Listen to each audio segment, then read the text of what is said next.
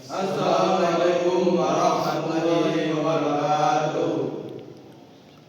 Mula-mula izinkan kami memperkenalkan diri kami. Pertama saya Ali Farul Hakim dengan NIM 2406051101086. Saya Faril Isral Gansa dengan NIM 2406005110087. Saya Erlangga Saputra, NIM 240605110009. Di sini kami dari kelompok 1 presentasi SPI. Di sini kami akan menjelaskan tentang Nabi Muhammad SAW dan transformasi bangsa Arab. Selanjutnya adalah pendahuluan. Nabi Muhammad SAW adalah tokoh penting dalam transformasi bangsa Arab. Beliau membawa perubahan besar bagi bangsa Arab. Contohnya, sebelum bangsa Arab mengenal Islam, sebut dengan Muhammad, bangsa Arab dikenal dengan bangsa yang hidup di masa jahiliyah atau zaman kebodohan. Untuk lengkapnya akan kami jelaskan setelah ini. Selanjutnya adalah kondisi bangsa Arab pra Nabi Muhammad SAW. Yang pertama adalah politeisme dan menyembah berhala. Sebelum Nabi Muhammad SAW tiba, bangsa Arab banyak yang menyembah berhala, patung-patung, dan banyak dewa. Selanjutnya adalah hidup tanpa aturan dan sering berperang antar suku. Pada zaman itu, bangsa Arab dikenal dengan bangsa yang sangat tidak bersatu. Mereka saling berperang satu sama lain. Bahkan berperang itu adalah hal yang wajar di sana. Selanjutnya adalah ketidakadilan sosial. Ketidakadilan sosial di sini lebih merujuk kepada wanita dan para budak. Untuk keduanya mereka hampir sama, yaitu tidak memiliki tempat di masyarakat, sering disiksa, dan tidak mendapatkan hak dari yang seharusnya mereka dapatkan. Next, kehidupan sosial pra Nabi Muhammad SAW. Yang pertama adalah perempuan tidak memiliki hak. Perempuan di sana tidak memiliki hak untuk hidup, hak untuk mendapatkan warisan, dan bahkan tidak memiliki hak untuk memiliki harta. Mereka bahkan hampir disamakan dengan budak di sana. Yang kedua adalah budak tidak memiliki kebebasan. Budak tidak memiliki kebebasan di sini memiliki arti bahwa mereka hidup sesuai dengan keinginan tuannya. Jika tuannya ingin dia mati, maka budak harus mati saat itu juga. Selanjutnya adalah banyak daerah yang tertinggal. Kota-kota di Arab kebanyakan sangat tertinggal, tapi hanya satu yang maju seperti Mekah dan kota-kota besar lainnya. Hal ini karena Mekah sebagai pusat kota perdagangan di bangsa Arab sana. Sedangkan kota-kota lainnya masih sangat tertinggal karena kurangnya ilmu tentang perdagangan di sana. Lalu selanjutnya ada transformasi keagamaan.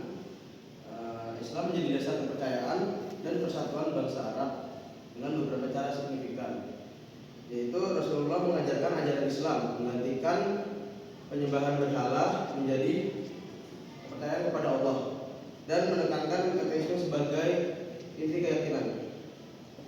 Lalu memperkenalkan ajaran tauhid. Nabi Muhammad memperkenalkan ajaran tauhid yang menekankan bahwa hanya ada satu Tuhan, yaitu Allah Subhanahu wa taala.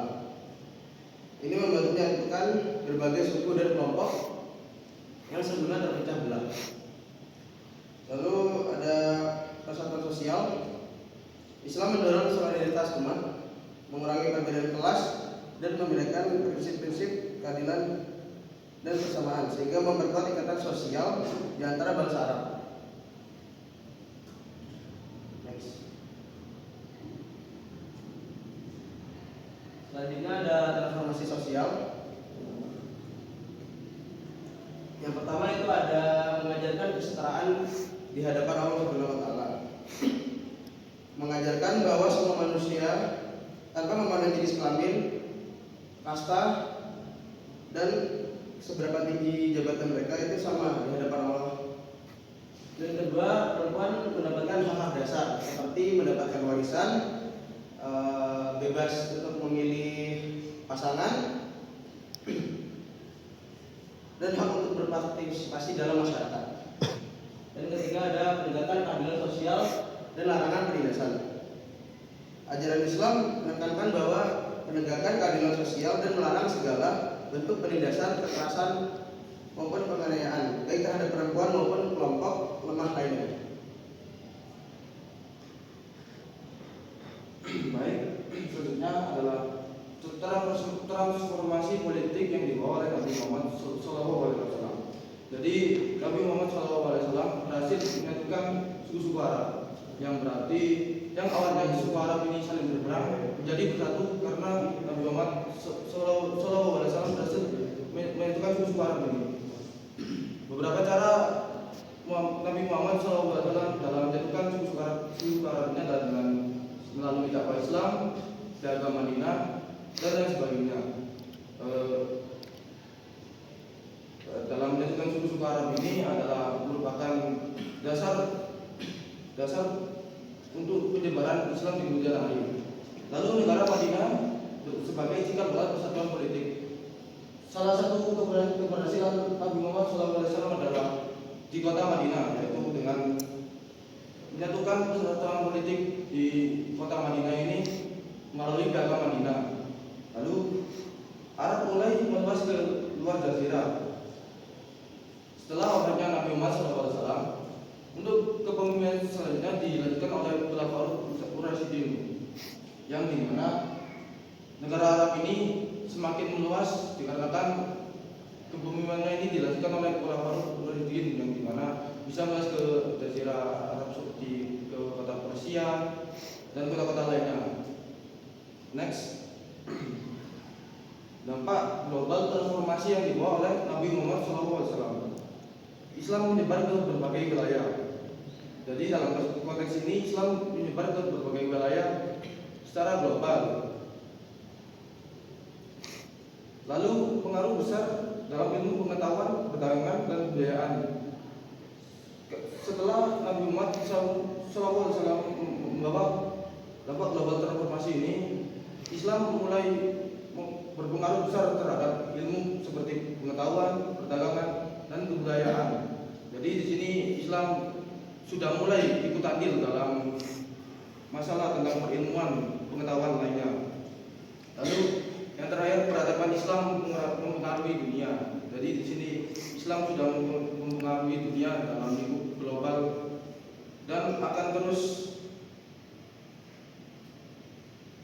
berkontribusi dalam segala hal, mulai dari entah itu dari perilmuan, perdagangan, dan perluasan lain-lainnya.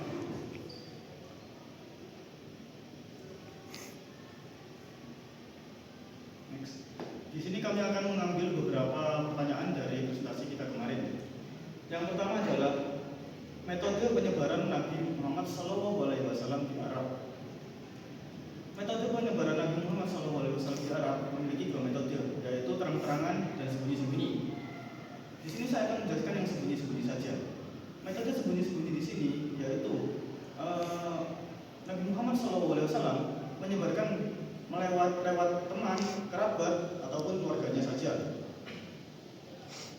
Lalu pertanyaan kedua, bagaimana cara Nabi Muhammad SAW menyetarakan daerah yang tertinggal? Sudah saya jelaskan tadi di materi bahwa daerah-daerah terpencil selain Mekah dan kota-kota besar lainnya sangat tertinggal di bidang ekonomi dan perdagangannya. Cara Nabi Muhammad SAW menyetarakannya adalah dengan memberikan ilmu dan membuat semua orang itu dianggap setara. Dapat dilihat dari wanita dan budak yang sudah memiliki hak atau mungkin kehidupannya lebih sejahtera daripada sebelum Nabi Muhammad tiba. Baik, selanjutnya adalah kesimpulan dari materi-materi yang kita sampaikan. Yang pertama, saya akan memberikan kesimpulan dari peran Nabi Muhammad SAW tiba. Ketika sebelum Nabi Muhammad SAW tiba, kondisi masyarakat Arab itu dikenal dengan masa jahiliyah atau zaman kebodohan, yaitu masyarakatnya sangat berpecah belah, tidak bersatu, dan ekonomi, perbudakan, wanita, semuanya sangat tidak enak dilihat oleh mata. Sedangkan ketika Nabi Muhammad SAW tiba, kondisi-kondisi tersebut mulai membaik. Dapat dilihat dari perekonomian, selain di kota-kota besar seperti Arab, perekonomian sudah mulai lancar. Selanjutnya adalah wanita dan budak.